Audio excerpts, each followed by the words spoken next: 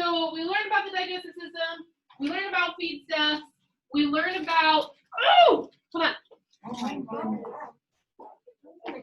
Like a spider? No.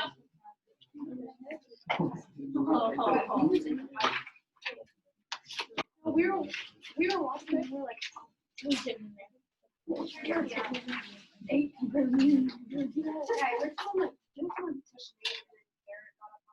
Oh yeah, I saw that. Is that the edamame stuff? I don't know.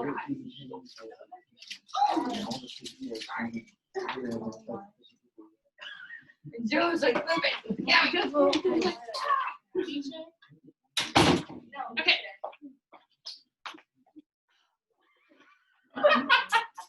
So sorry about that. I brought you, when we learned about feed stuff, do you remember when I showed you soybeans? And I was like, hey, humans eat these sometimes? Yeah. Yeah. No, you don't know. It's fine. And then we called it edamame, and we said that you could, like, it's like a Chinese thing. So I went to Kroger yesterday, and I got frozen edamame. It's really hard. Okay. So I put it in the microwave, and in about 5 minutes we'll be able to try it. I haven't tried this brand yet, so if it really does not taste good, I'm sorry. But it's really good at a Chinese restaurant. So if you ever go, it's a great appetizer. Edamame. Edamame. And it's soybeans. It kind of tastes like lima beans to me. Yeah. I think it has like a green bean vibe too, a little bit. But you guys will get to try in 5.5 minutes for the microwavable instructions. So we'll have that for you, but we did learn about feed stuffs. We also learned about the essential nutrients, right? So what we are going to do this week is kind of our final stage of livestock nutrition, and we are going to learn how to balance a ration of feed for our animals, okay? So what that looks like and how we're able to do that, just the way that, if you guys remember when we had that first conversation about essential nutrients, we talked about, okay, we kind of sat in here when we made a human meal, right? And I don't know, you guys decided to have like mashed potatoes and 7 types of desserts and whatever else. Mac and cheese and cheesy potatoes and mashed potatoes and all rotten potatoes and all the types of potatoes.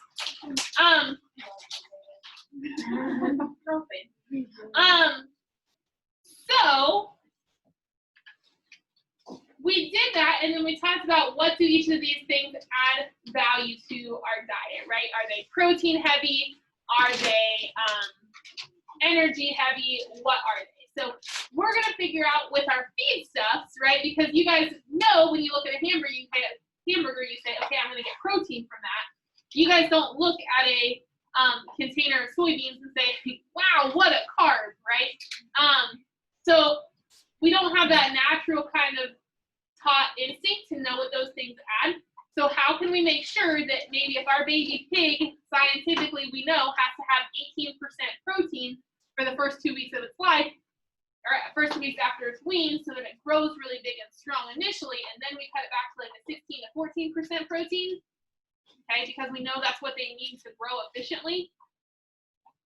How do we know that our diet has 16% protein in it, right? And so that's what we're going to go ahead and figure out this week. And it's kind of some fun problem solving stuff, and I'm going to teach you a little tool. But before we do that, we asked in your bell ringer what feed is the most reliable energy source. You guys remember which one that is? I might have just said you guys are going to eat it in a second. Soybeans.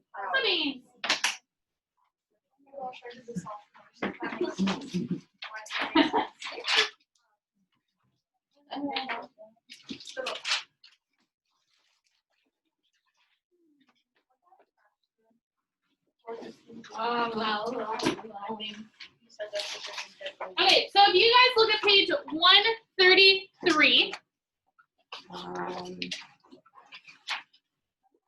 What's the color of a book? Blue.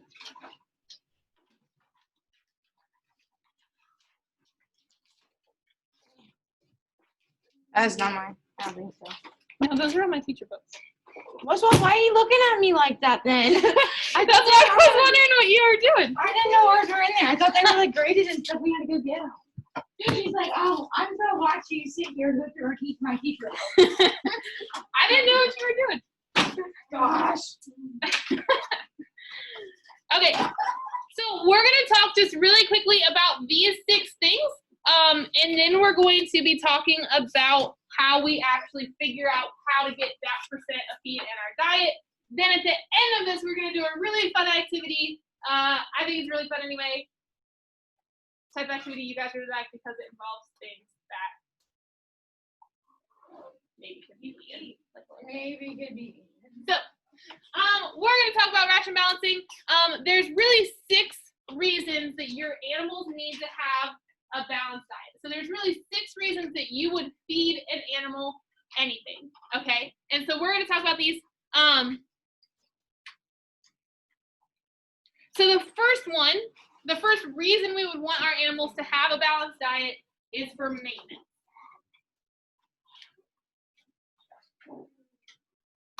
What do we mean by maintenance? It's done. We'll get a second. We'll let it cool. What do we mean by maintenance? How we what? How it works? How what works? How the feed affects the body. So we want to be able to maintain the body, right? We want to be able to stay healthy and stay active. And so maybe we're not the strongest person in the room, right? I'm kind of maintaining myself right now, right? I'm not super, super strong and I'm not super, super fast, but by gosh, I'm here, right? So maintenance keeps the body levels like protein and energy so that the animal is able to be productive. So keeps body levels regular.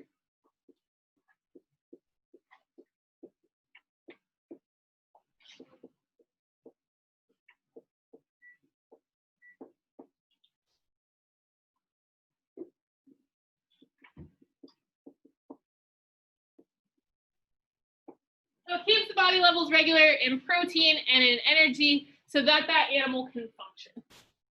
Okay, so that's the first reason we need a well-balanced diet, so that we have healthy animals. Pretty simple? Yeah. The second reason is for what is called growth, right? So just like when you were little, your parents probably said, drink milk, get strong bones, grow, right? The same reason we want our animals to grow. We want them to have a higher productivity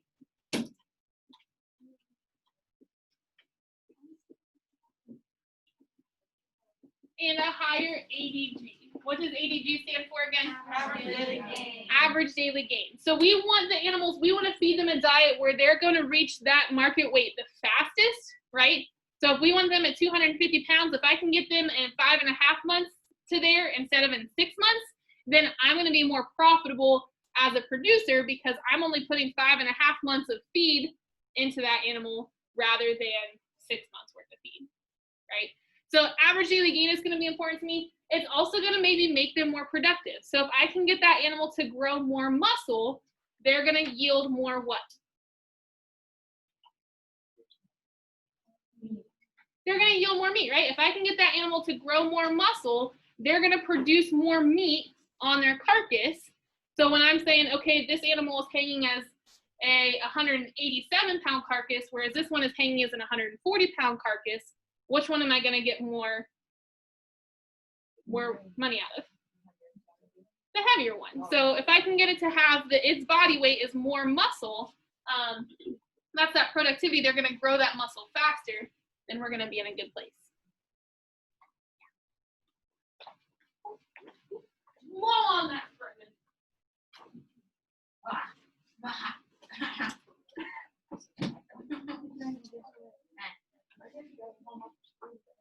Oh my God, yeah, me too.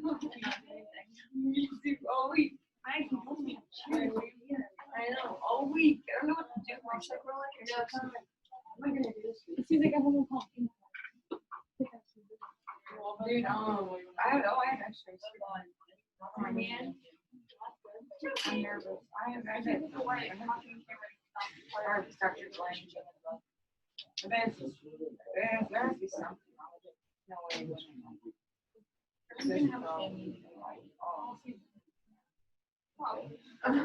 Wait, you're looking for next year's football? I mean, Oh my gosh, she's almost 3 years. Just looking for next year's football.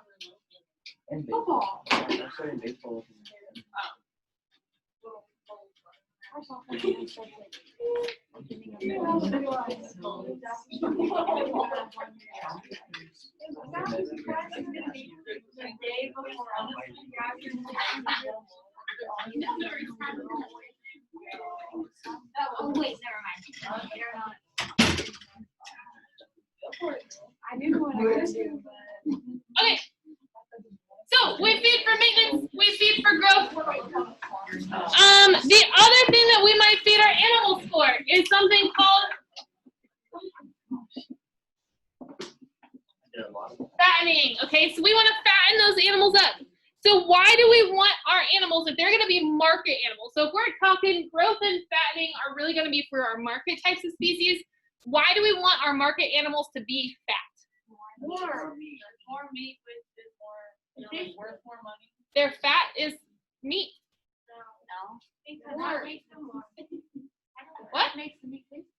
The fat makes the meat taste good. So when we get to our meat science unit, you guys are going to learn about a word called marbling.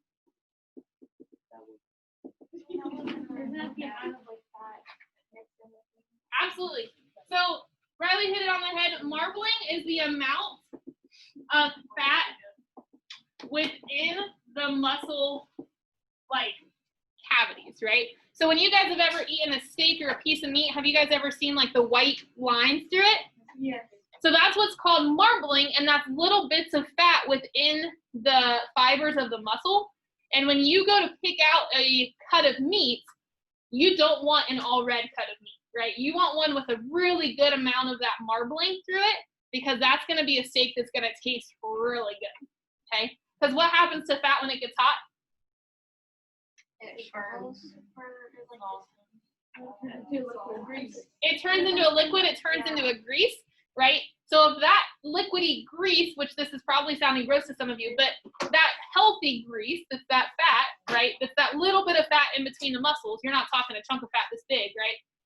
If that melts down, what's that going to do to that meat? It's gonna give it flavor.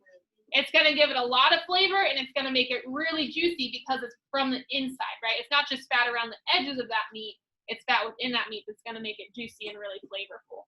So to have a really high quality cut carcass hanging in the slaughterhouse, you want a good amount of marbling in that meat. Is that why they shrink so much, like the steak shrink? Because that cuts out. And also when we look at that marbling, when the USDA judge goes through, you guys have maybe seen at the store where you have like prime, choice, grade meats. Have you ever seen those stickers on it that say like choice, prime? So those are quality grades, which we'll talk about again when we get to our meat science unit. But those prime cuts are going to be a lot more expensive than those choice or lower grade cuts because they taste better. You get paid more for them. Okay, and also as a customer at the store or at the restaurant, you're paying a lot more for them too. Other thing we might feed for is production. What animals would that make sense for? What are they producing? They like Cows. Okay, what are cows going to produce? No. Milk. What are chickens going to produce, bro? Eggs. What about sheep? What are they going to produce for us? Wool. Okay. So obviously there's more than just those three, but when we're talking from a production aspect, if we're talking our wool sheep that are really their main purpose is that we're getting that wool off of them to sell to our clothing industry, our eggs, our milk, we want to make sure that those animals are getting a diet that when they are giving us those byproducts, that they're going to be good quality, right? We want to make sure our milk producers are getting enough calcium. Same with our eggs. Our chickens, we want a high calcium diet so that their shells are hard and they don't break as easy, right? Which we might not think about, but the calcium in the shells is what helps make them hard. So if our chickens don't have enough calcium in their diet, then their shells aren't going to be hard enough and they're going to break really easy at the store. And as a Walmart, I don't want a whole bunch of eggs that are just breaking on me all the time, right? I want a good quality that's going to be able to hold up. So depending on what they're producing, feeding them for that, right? Maybe I'm gonna make sure that my wool producers are getting enough of their B vitamins that helps grow those hairs and things so that they're growing that faster and I can harvest it more. We also wanna feed for reproduction. So in our breeding stock, right, we wanna make sure that their reproductive health is taken care of. So animals could become sterile. Remind me when there's like 2 minutes left, or 3 minutes.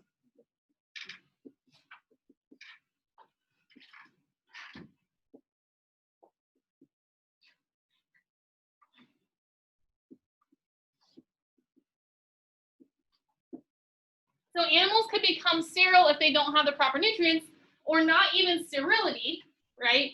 But maybe if they don't get the right nutrients, they're going to be more apt to lose. If they have triplets, maybe they're going to be more apt to lose one of them, right? Or they're going to be more apt to have stillborns, okay? Because we want to make sure, just like you guys have probably heard pregnant women, right, have really specific things that they can and cannot have, right? They shouldn't have, obviously, alcohol or drugs. Probably none of you should have that. But also they shouldn't have a lot of caffeine. My sister-in-law was just pregnant and she wasn't allowed to eat deli meat past the first trimester because it's too processed. They've got really strict stuff on there that's like what they can and cannot eat. So the same thing goes for our animals, is that we want to make sure that we're feeding the baby and we're feeding them as a mom, that they have the right uterine health and stuff like that, that they can support those young as well. So in our breeding animals, our breeding hogs, our breeding sheep, that type of thing, we want to make sure we're feeding to those specific nutrients. The last thing we might feed to is work. What type of animals might we be feeding? Here's our horses. Maybe if we have some oxen casually, right, we would be feeding them this way too. So this is, we want to feed them for performance, maybe our race horses, any other horses that do work for us. We want to feed them a high energy balance or a high energy diet, right? So a lot of carbohydrates, a lot of fats, extra protein.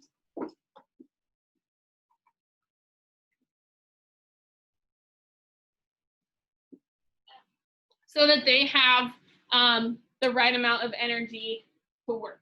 Kind of the same thing when we're talking about working for those horses and those work root animals, right? How well, if you guys, okay, you girls going to the state cross country meet on Saturday, how well are you going to run if you're really hungry? Maybe faster because you want to get to the food at the end of the line, but like really, truly hungry, you're not going to run well, right? Joe, if you haven't eaten all week, how well are you going to play the football game on Friday night? Not very good. Now, maybe some people have different ways that they don't like to eat right before a game or right before a meet, or they've got their routines, right? But you need to make sure that your animals have the correct diet that they can work well when they need to. Does that make sense? Okay.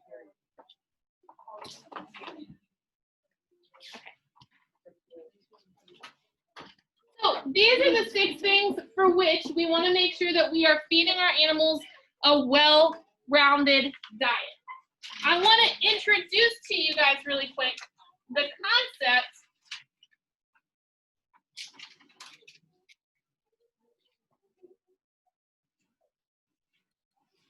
that you guys are going to do over the next few days is what's called a Punnett square.